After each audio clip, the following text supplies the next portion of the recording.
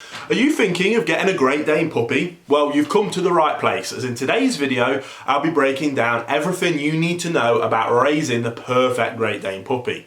All the way from how to choose the right pup from the litter, what to feed them, how to train them, what you need to buy for them, and much, much more.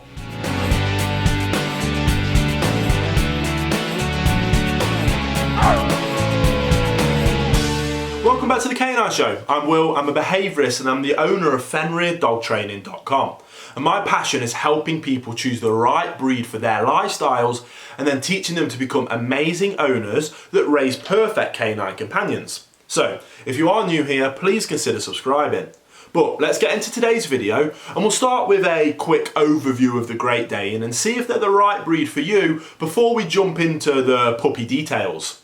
So, the Great Dane may be one of the largest, biggest dogs on the entire planet, but they really are the epitome of a gentle giant.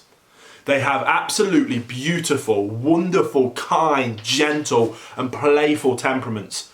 And because of these fantastic temperaments, they do make excellent family dogs as well as companion animals for people looking for a dog to cuddle and watch Netflix with. But if you're watching this video, you probably already know about how amazing Great Danes are, because if you're planning to get a Great Dane puppy and you want to know how to choose one. So before I tell you exactly how to choose the best Great Dane puppy, then don't forget to hit that like button. I really appreciate it when you do. So when it comes to puppy selection, there's a few things to bear in mind. Before I talk about how to choose the right puppy, I do want to ask if you've considered adopting a Great Dane from a shelter. Over 3 million dogs enter shelters in the US alone every year, many of which do have to be euthanized because of a lack of owners willing to adopt. So if your lifestyle allows, maybe consider saving one of these Great Danes instead. However, there are various reasons why you might want a puppy instead, and that's completely okay with me.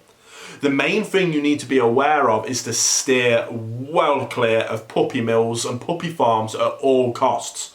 Regardless of the price difference, puppy mills and puppy farms are a horrible thing. Not only from an ethical point of view, but on top of that, puppies are often very poorly raised and socialised and may come with irreversible behavioural problems. So ensure you go to a reputable breeder. And a few tips to help make sure your breeder is a good one is, firstly, price. It's easy to find average puppy cost online, and for a Great Dane, for example, should be around $1,000 or £1,000 and upwards.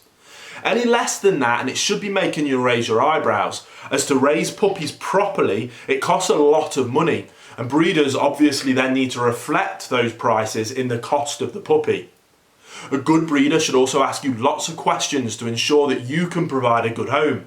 They should be happy to let you visit them in their home and see the puppy and the mum and ideally the dad, or give you contacts of how you can go and meet the dad. They should have detailed vet and pedigree records.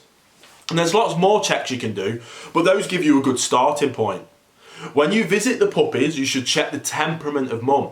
She should look healthy, happy and calm. And puppies should be careful yet curious to show that they've had good socialisation. They shouldn't growl or cower away and be terrified of being handled. There is a lot more to this, and I'm going to dedicate a full video to this exact topic to go into the full details. So if you're new here, don't forget to subscribe for that video.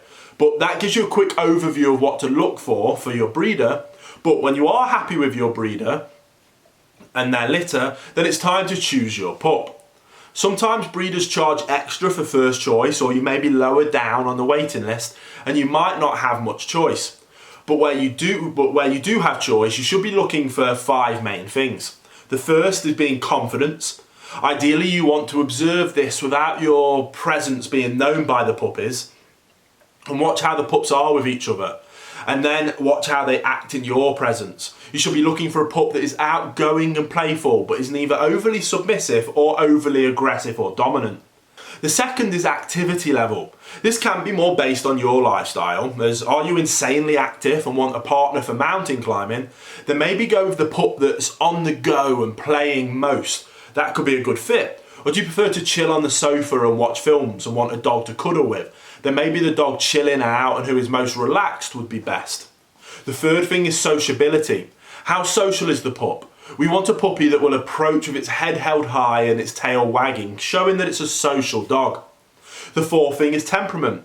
You can pay a behaviourist to accompany you and conduct temperament tests and evaluations on pups to assist you. But this can be quite a costly addition to buying a pup, but it is something I'd suggest if you can afford it. But if not, look for a pup that is happy to be handled, doesn't freak out if you look at his paws or teeth, and will let you give him a belly rub and is happy to be on its back. The fifth thing to look for is health. This is something a good breeder will be honest and upfront about, but always do your own checks and ensure that the puppy looks in good health. So now you've chosen your Great Dane pup, let's talk about training, which is the single most important thing you can prepare for the pup's arrival. Far too many people focus on what to buy and the cute accessories and then wing it when the pup comes for training. This approach often leaves it far too late. The important socialisation windows are closed and bad behaviours are set before you understand you've even made a mistake, which can then cost thousands of pounds or dollars to have professionals to help fix. Or like I mentioned earlier, is the main cause for why 3 million dogs are given up to shelters each year. But you're not going to make that mistake. So preparing your training, socialisation and manners plan well in advance. You study and be ready to start from day one. If you're new to dog training or want some help with your Great Dane, I have a perfect puppy training course that's available now on fenriddogtraining.com, where I provide the exact steps that you need to take from day one to ensure you become a confident leader and you raise a perfect canine companion the first time round, at a fraction of the cost of the price of hiring a dog trainer. This will save you a fortune, as well as the heartache that behavioural problems can cause later down the line. And what's best is that all Canine Show viewers get 25% off when you use the promo code The Canine Show. All the links and more information is in the description box below. So you've chosen your Great Dane pup, you're prepared and know exactly how you're going to train, socialise and ensure perfect manners from day one. Now is the time to ensure you buy everything that you need. I'm going to break down everything you need to buy, and to help make it easy, I've given the links to the best prices, not only here in the UK, but also for my friends over in the US. For everything I discuss, all those links for you both are down in the description box below. First and foremost is high quality puppy food. There's lots of brands available, but I've left my favourites that are suitable for Great Danes down below, and that food will have instructions on how much you need to feed your pup. The second is then good quality food and water bowls that are easy to clean and don't harbour bacteria. And for your Great Dane, you must buy a bowl riser.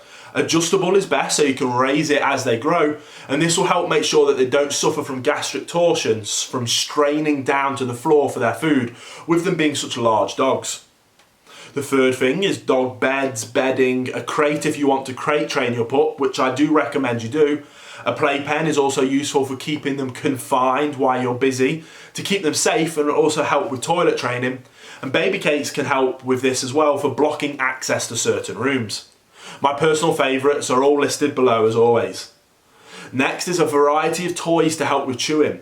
I've left some suggestions in the description box, but my only mandatory toy for all owners is the Kong. It's the best toy on the market and can be used for a huge variety of reasons, many of which I do talk about in my Perfect Puppy course. You need a lead and a collar, and if like here in the UK there's laws for it, then you also need ID tags. And finally, some basic grooming products. And for a Great Dane, a good shampoo and a basic grooming brush for short-haired dogs is all you really need to get started. When Great Danes are fully grown, they ideally need a good 2 hours of exercise every single day.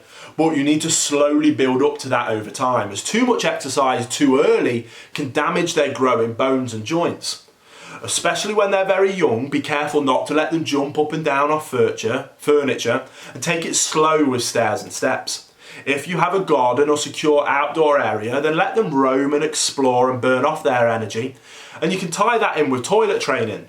Puppies are usually quite good at stopping when they're tired, but if you do notice your pup is overdoing it, then intervene and bring them inside for some calm, quiet time. If you've used a good breeder, your pup should come having started its worming and vaccination routine, with proof of this from the breeder's vet. Either way, you should register them at your vet straight away and book a puppy checkup. Your vet will give the pup a good once over, and then they can start with you and your healthcare plan moving forward. And while we're on the topic, I do always recommend you getting health insurance. You never know what the future holds, and serious operations and surgeries can cost an absolute fortune. So better safe than sorry, and know that you're covered for it. Now, getting a Great Dane pup is a huge commitment. It's an exciting journey, but one that you shouldn't take lightly.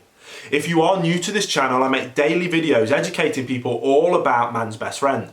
So definitely consider subscribing so that you can learn more, as the more we know about dogs, dog training, canine behaviour and different breeds, the better canine leader we are.